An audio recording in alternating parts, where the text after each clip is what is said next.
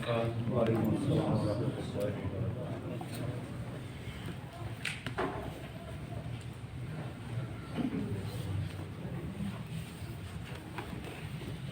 سورۃ الاعراف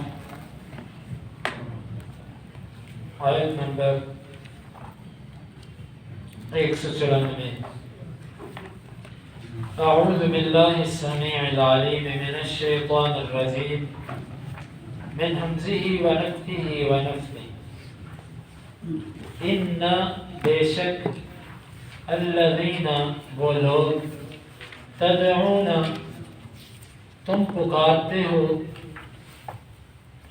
من سے دونی علاوہ اللہ اللہ کے عباد بندے ہیں امثالکم تمہارے جیسے فدعوہ پس تم انہیں پکارو فلیستجیبوا پس وہ جواب دیں لکم تمہارے لیے ان اگر کنتم ہو تم صادقین سچے الہم کیا ان کے لیے ارجل پاؤں ہیں یمشون وہ چلتے ہیں بہا ان کے ساتھ ام یا لہم ان کے لیے ایدن ہاتھ ہیں یبطشون وہ پکڑتے ہوں بہا ان کے ساتھ ام یا لہم ان کے لیے اعین آنکھیں یبصرون وہ دیکھتے ہوں بہا ان کے ساتھ ام یا لہم ان کے لیے آذان کان ہیں یسمعون وہ سنتے ہیں بہا ان کے ساتھ قل آپ کہہ دیجئے ادعو تم پکارو شرکاءکم اپنے شریکوں کو ثم پھر کیدون میرے خلاف تدبیر کرو فلا پسنا تم ضرور تم مجھے مہلت دینا ان بے شک ولی ہی میرا دوست اللہ اللہ ہے الذی وہ جو نزل جس نے نازل کی الکتاب کتاب وہوا اور وہ یتولا دوست ہے الصالحین نیکوکاروں کا والذین اور وہ لوگ تدعون جنہیں تم پکارتے ہو من سے دونی علاوہ ہی اس کے لا یستطیعون نہیں وہ طاقت رکھتے نصرکم تمہاری مدد کرنے کی ولا اور نہ انفسہم اپنی جانوں کو ینصرون وہ مدد دے سکیں گے وَإِنْ اور اگر تدعوہم آپ انہیں پکاریں گے الہ کی طرف الہدا ہدایت لا یسمعو نہیں وہ سن سکیں گے وَتَرَاهُمْ اور آپ انہیں دیکھتے ہو ينظرون وہ دیکھ رہے ہیں الیک آپ کی طرف وَهُمْ حالانکہ وہ لا يبصرون نہیں وہ دیکھتے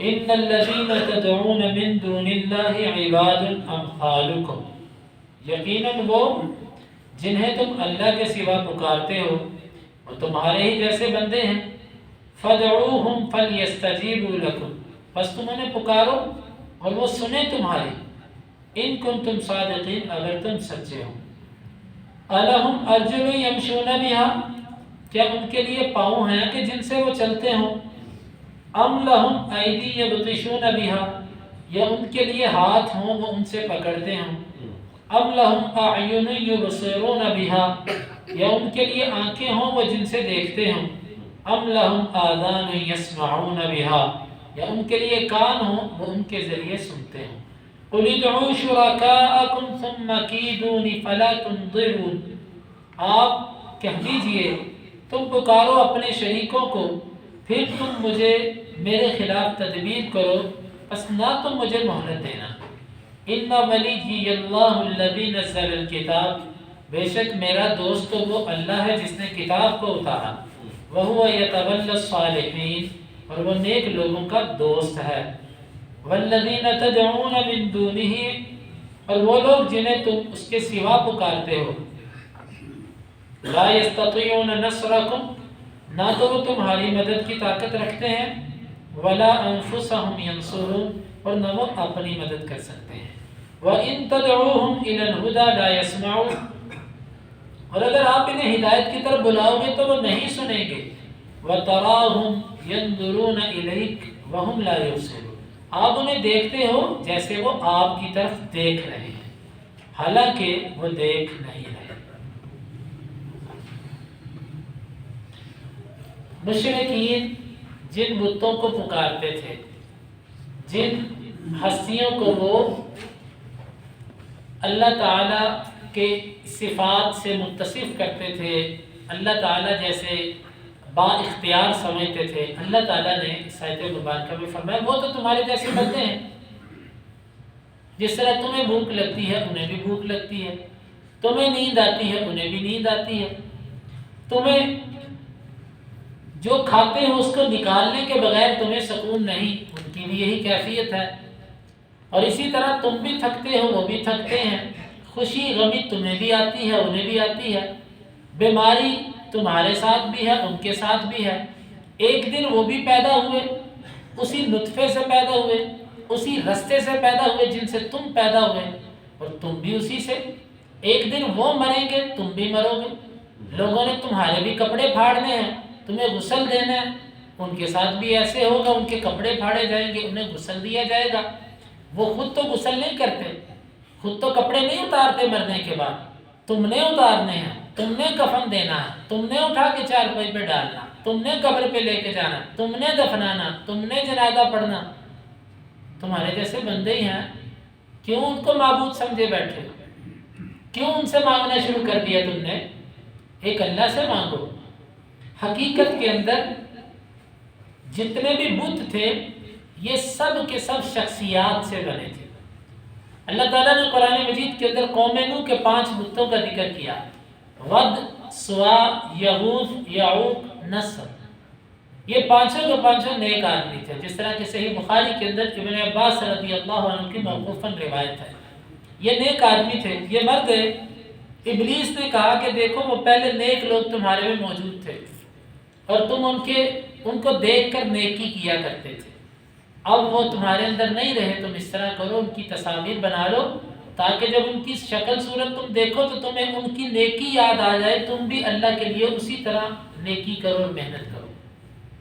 ابتدا ایسے ہوئی، جب پہلی نسل گزر گئی تو ابلیس نے کہا تمہارے بڑے ان سے مانگتے تھے، تمہارے بڑے ان کو پکارتے تھے، وہ کیا ہوا؟ آہستہ آہستہ، ہمیشہ ابتدا ایسے ہی ہوتی ہے، آپ کسی بھی شرک کو دیکھ لیں، کسی بھی بدعت کو دیکھ لیں، کسی بھی شر کو دیکھ لیں، وہ ابتدا کے اندر بڑے اچھے ارادے ہوتے ہیں، یہ ہمیں اللہ کے نبی سے محبت ہم اس لیے ایسے کر رہے ہیں، ہمیں ان بزرگوں سے محبت ہم اس لیے ایسے کر رہے ہیں، شروع میں ایسے ہوتا ہے، بعد میں شکلیں بدل جاتی ہیں، پھر کیا ہوا؟ پھر انہیں مانگنا شروع کر دیا ان سے۔ تو جتنے بھی بت مشرکین کے پاس سے، ان کے پیچھے انسانوں کا تصور ہوتا ہے، اصل میں وہ مورتی جو شکل بنائی جاتی ہے وہ کسی انسان پہ بنائی جاتی ہے۔ ہندوؤں کے بھی جو بت ہیں ان کے پیچھے شخصیات ہیں جن کو وہ اپنا بھگوان سمجھتے ہیں، ان کے پیچھے پوری نظریات اور تصورات ہیں۔ اسی طرح ہمارے مسلمانوں کے اندر بھی یہ چیز آ گئی، ہم نے پتھر کے بت تو نہیں بنائے لیکن البتہ اس کے پوسٹر، تصاویر اور ان کی خیالی شکلیں بنائیں اور خیالی طور پر ان کے بارے میں جو ہے وہ تصورات قائم کر کے وہ پوسٹر ہم نے اپنی دکانوں پہ، اپنے گھروں پہ اس طرح لگا رکھی ہے۔ صورت تو ملتی جلتی ہے۔ اب قرآن کے نظریے کو دیکھیں، قرآن کہتا ہے کہ صرف ایک اللہ سے مانگو، ایک اللہ کو پکارو، اس کے سوا کسی اور کو نہیں۔ کیوں؟ جس کو بھی تم پکارتے ہو وہ تمہارے جیسا بندہ ہی تو ہے، حتیٰ کہ انبیاء سے مانگنے والا بندہ۔ انبیاء بھی کس سے مانگتے رہے؟ اللہ تعالیٰ سے۔ انبیاء کو بھی اگر کوئی مانگے انبیاء سے بھی تو یہ بھی شرک ہے، یہ بھی شرک ہے۔ جب نبیوں سے مدد مانگنا بھی شرک ہے کہ یا رسول اللہ مدد، یہ کلمہ بھی جب شرک ٹھہرا تو پھر عبد القادر جیلانی رحمہ اللہ کو غوث عبد القادر جیلانی کہنا، ان سے مدد مانگنا، یا اس کے علاوہ اور قبروں والوں سے مدد مانگنا، فیض مانگنا، ان سے کہنا کہ بھر دے، یا اللہ کے نبی کے بارے میں اس طرح کی باتیں کہنا کہ ہماری جھولی بھر دو، فلاں غریب نواز ہے، فلاں قطب ہے، ابدال ہے، اور اسی طرح مشکل کشا ہے، بگڑی بنانے والا ہے، دستگیر ہے، غریب نواز ہے، اس طرح کی باتیں اللہ کے غیر کے لیے کرنا یہ سری شرک ہے۔ اور جہاں پر شرک آ جائے اللہ تعالیٰ کسی عمل کو قبول نہیں کرتا۔ یہ بڑا اتنا زبردست انداز ہے جو قرآن نے بیان کیا۔ وہ تمہارے جیسے بندے تو ہیں، بتاؤ کیا ان میں ایسا ہے کہ تم میں نہیں رہا تعلق باللہ، نیکی تقوی؟ تو نیکی تقوی کا یہ مطلب تھوڑی ہوتا ہے کہ تم کسی سے مانگنا شروع کر دو۔ کسی کی نیکی تقوی کا زیادہ سے زیادہ یہ تقاضا ہوتا ہے بندہ اس سے دعا کروا لیتا ہے، آپ میرے لیے دعا کریں، لیکن یہ مطلب کہاں سے نکلا کہ آپ ان کا طریقہ اپنانے کی بجائے ان کو پوچھنا شروع کر دو، ان سے مانگنا شروع کر دو۔ تو یہ قرآن کا اسلوب ہے۔ قرآن کہتا ہے وہ تمہارے جیسے بندے تھے، چلو ایک کام کرو، تم انہیں پکارو ہاں ذرا، ان سے کو تمہیں جواب دے۔ جن کی قبروں پہ تم جا کے نظر و نیاز بانٹتے ہو، جہاں پہ ڈھول ڈمکے چڑھاوے اور جہاں پہ یہ سب معاملات ہوتے ہیں، جن کی کرامات پر تم زمین و آسمان کے قلابے ملاتے ہو اور جھوٹ کے بڑے بڑے پتنگڑ بنا کر تم پھینک دیتے ہو، اس کی فلاں کرامت، اس کی فلاں کرامت، اس کی فلاں کرامت، تم اس کی قبر پہ کھڑے ہو جاؤ، اس کے ساتھ ذرا بات کرو، اس سے مانگو کچھ اور اس سے کو تمہیں جواب دے۔ کبھی نہیں جواب آئے گا۔ قرآن کہتا ہے فدعوہم، تم پکارو ہاں ذرا انہیں، فلیستجیبوا لکم، وہ دیں جواب تمہیں۔ ہاں یہاں پر ایک بات میں واضح کر دوں کہ بعض دفعہ ایسے ہوتا ہے کہ ابلیس ان قبروں پہ، ان درباروں پہ وہ جا کر بعض دفعہ آوازیں دیتا ہے، بعض دفعہ وہ ہاتھ نکالتا ہے، بعض دفعہ وہ کسی کو پیسے دیتا ہے، وہ بعض دفعہ کسی کو تسلی دے دیتا ہے۔ یہ ائمہ نے لکھا ہے، یہ آج کی بات نہیں ہے۔ ابن القیم رحمہ اللہ نے آج سے 700 سال پہلے یہ بات لکھی۔ اس سے پہلے ابن الجوزی نے تلبیس ابلیس کے اندر یہ بات لکھی ہے، جو 1000 سال پہلے، کہ شیطان کی مکاریوں میں سے ایک یہ بھی ہے کہ لوگوں کو شرک میں واقع کرنے کے لیے قبروں سے بعض دفعہ ہاتھ نکالے، بعض دفعہ قبروں سے آواز آئے، بعض دفعہ آپ قبر پہ جائیں آپ کو وہاں سے کوئی چیز مل جائے، آپ سمجھیں گے مجھے یہ قبر والے نے دی ہے۔ آپ نے قرآن تو نہیں پڑھا، قرآن تو کہتا ہے وہ تمہیں کچھ بھی نہیں دے سکتے، تو پھر اس کا مطلب ہے یہ شیطانی عمل ہے۔ میں نے یہ واقعہ ایک ایسے بزرگ سے سنا ہے جس بزرگ نے خود صوفی عبداللہ صاحب سے یہ واقعہ سنا۔ صوفی عبداللہ صاحب مامو کانجن والے، یہ اہل حدیث عالم دین تھے، بزرگ تھے، کافی پہلے کے گزر چکے ہیں۔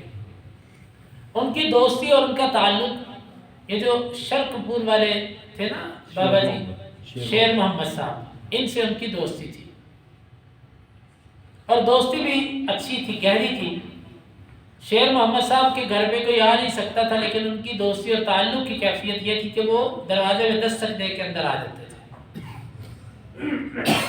تو وہ کہتے ہیں کہ میں ایک دفعہ گیا تو مجھے ان کے گھر والوں نے کہا کہ صوفی صاحب بڑے نیک آدمی تھے، صوفی عبداللہ بڑے نیک، یہ وہ مجاہد ہیں کہ جن کے پیچھے انگریز نے ان کو ان کی جوانی کے دور میں پکڑ کے مردانہ قوت ختم کر دی تھی، خصی کر دیا تھا، شادی نہیں کر سکے تھے، اور مجاہد تھے۔ یہ شاہ اسماعیل شہید رحمہ اللہ کی تحریک کے آخری ساتھیوں میں سے تھے صوفی عبداللہ صاحب۔ ان کا بنایا ہوا بہت بڑا مدرسہ مامو کانجن آج بھی آباد ہے۔ تو بڑے نیک آدمی تھے صوفی صاحب۔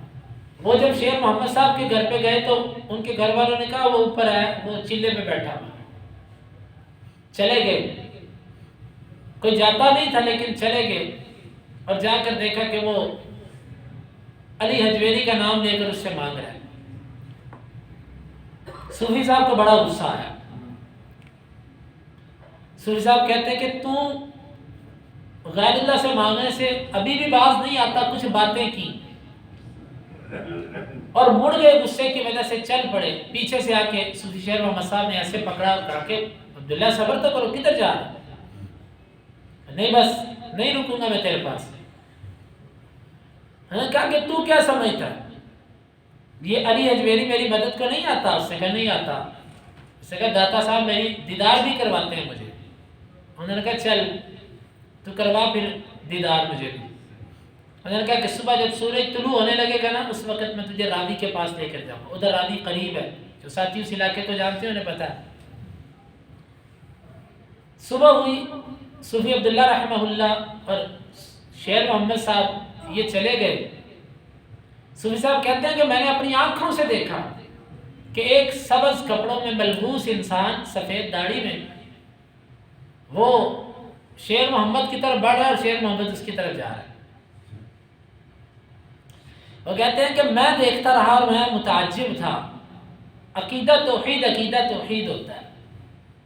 جس کے پاس اللہ نے جس کو یہ عقیدہ دیا وہ ان چیزوں سے ڈرتا نہیں، گھبراتا نہیں. وہ کہتے ہیں میں نے لا حول ولا قوت الا باللہ اعوذ باللہ من الشیطان الرجیم پڑھا، وہ غائب ہو گیا.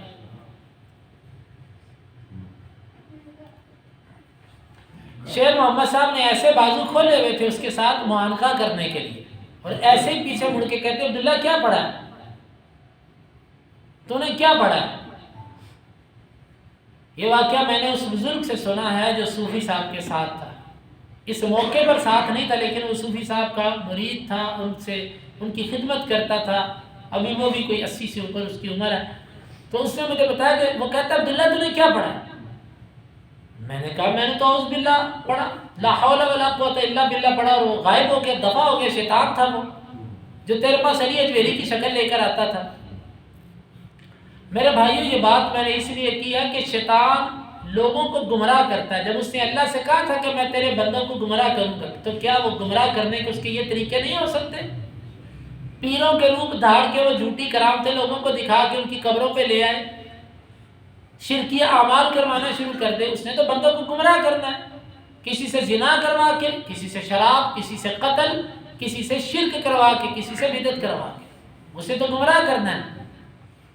تو یہ اللہ رب العالمین نے اس آیت مبارکہ میں فرمایا تم انہیں پکارو ذرا اور ان سے کو تمہیں جواب دے. آج تک جواب نہیں کوئی دے سکتا. لیکن افسوس یہ کہ جب وہ قبر میں چلا جاتا مجھ سے مانگنا شروع کر دیتے. پتہ نہیں کیا ہو گیا عقل کو کہ اس کے لیے نماز جنازہ بھی پڑھتے ہیں، اس کی بخشش کی دعا، اللہ مغفر لی حی، اللہ مغفر لہ ورحم، اللہ اس کو معاف کر دے، اس پہ رحم کر. اس کے لیے خود بخشش کی دعا کر رہے ہیں اور قبر میں دفنا کے اس سے کہتے ہیں بابا جی مجھے بخشوا دو.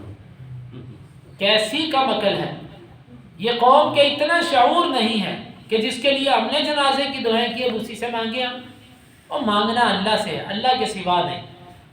پھر آگے فرمایا کہ کیا ان کے پاؤں ہیں جن سے یہ چل سکیں؟ اب تو قبر میں وہ چلے گئے. یا جو بت تم نے بنا رکھے ہیں، جو تصاویر تم نے بنا رکھی ہیں، کیا وہ چل سکتی ہیں؟ یا مرنے کے بعد کوئی چل سکتا ہے؟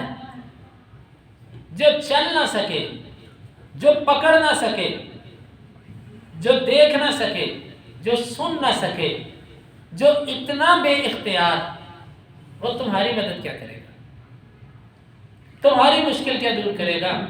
وہ تو بیچارہ خود مشکل میں آیا اور نکل نہ سکا. وہ مرا، اتنا بھی اس سے کیا میں کپڑے اتار کے خود نہا لوں، کوئی میری شرمگاہ کو ہاتھ نہ لگائے، کوئی مجھے ننگا نہ کر دے. وہ تو خود مشکل میں پھنسا تھا، تم نے بیچارے کو نکالا، اور اب تمہاری مشکلوں سے وہ تمہیں نکالے گا. تعجب ہے ان لوگوں پر. قُلِ ادْعُوا شُرَكَاءَكُمْ ثُمَّ كِيدُونِ فَلَا تُنظِرُونِ. آخر پہ بڑی زبردست دھمکی ہے، جاؤ تمہارے جتنے شریک ہیں تم ان سب کو بلا دو اور میرے خلاف جو کرنا کر لو، ایک لمحہ بھی مجھے مہلت نہ دینا، دیکھتا ہوں میں تم کیا کر سکتے ہو. بلاؤ ان سب کو. اور حقیقت بات ہے، یہی ہے ہر عقیدہ توحید والے کا یقین کہ یہ سارے جن کو تم اللہ کے سوا پکارتے ہو سب مل کے آ جائیں، کسی کا کوئی کچھ نہیں بگاڑ سکتا. عقیدہ توحید والے کا کوئی کچھ نہیں بگاڑ سکتا. کیوں؟ ان ولی اللہ الذی نزل الکتاب، میرا دوست وہ اللہ ہے جس نے کتاب کو اتارا. وہ یتولی الصالحین، اور وہ نیک لوگوں کا دوست ہوتا ہے. جب میرا وہ دوست ہے تو تم میں سے کوئی میرا کچھ نہیں بگاڑ سکتا. والذین تدعون من دونہ لا یستطیعون نصرکم ولا انفسهم ینصرون. یہ آیت کل کے درس میں بھی گزری، اس معنی کی آیت. آج پھر جن کو تم اللہ کے سوا پکارتے ہو وہ نہ بیچارے تمہاری مدد کر سکتے ہیں اور تمہاری مدد کرنا تو دور کی بات، وہ تو بیچاری اپنی بھی مدد نہیں کر سکتے۔ کوئی بندہ کسی کی مدد نہ کر سکے، کم از کم اپنی تو کرتا ہے نا۔ وہ تو اتنے بے بس اپنی مدد نہیں کر سکتے، تمہاری مدد کیا کریں گے؟ وَإِن تَدْعُوهُمْ إِلَى الْهُدَى لَا يَسْمَعُونَ، اور کسی کو ہدایت دینا تو دور کی بات، تم انہیں ہدایت کی طرف بلاؤ تو وہ سنتے تک بھی نہیں، عمل کرنا تو دور کی بات، ہدایت پہ چلنا دور کی بات، وہ سنتے بھی نہیں کہ تم کیا کہتے ہیں۔ جب وہ اتنے بے بس ہیں تو وہ تمہیں ہدایت کیا دیں گے؟ وَتَرَاهُمْ يَنْظُرُونَ إِلَيْكَ وَهُمْ لَا يُبْصِرُونَ، آپ انہیں دیکھتے ہو کہ جیسے وہ آپ کی طرف دیکھ رہے ہیں، حالانکہ وہ نہیں دیکھتے ہو۔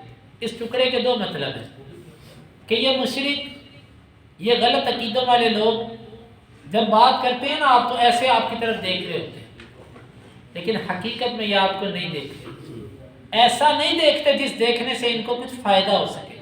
بعض دفعہ ایک انسان فردی طور پہ کسی چیز کو دیکھ رہا ہوتا ہے، لیکن عبرت کے لیے، کچھ حاصل کرنے کے لیے نہیں دیکھتا۔ یہ تمہیں دیکھتے تو ہیں لیکن حقیقت میں نہیں دیکھتے، یہ معنی، یعنی دیکھ کر بھی آپ کی بات سے کوئی اثر نہیں لیتے۔ اور دوسرا اس کا معنی، مشرکین اپنے بتوں کی شکلیں ایسے بناتے تھے، آج بھی بتوں کی شکل ایسے بنائی جاتی، جب آپ ان کی طرف دیکھیں گے آپ کو یوں لگے گا جیسے وہ آپ کی طرف دیکھ رہے ہیں۔ وَهُمْ لَا يُبْصِرُونَ، حالانکہ وہ نہیں دیکھ رہے ہوتے۔ تو تمہیں لگتا ہے وہ دیکھتے ہیں لیکن وہ نہیں دیکھ رہے ہوتے، تمہیں لگتا ہے وہ سنتے ہیں لیکن وہ نہیں سن رہے ہوتے۔ یہ آیتیں ہیں جس میں اللہ رب العالمین نے عقیدہ توحید کو واضح کیا، اور اللہ کے سوا جتنے ہیں ان سب کے عجز اور ان کی کمزوری کو اللہ تعالیٰ نے اس میں واضح کیا۔ اللہ رب العالمین سے دعا ہے اللہ تعالیٰ ہمیں یہ آیات سمجھنے کی اور ان کے تقاضوں کو پورا کرنے کی توفیق عطا فرمائے۔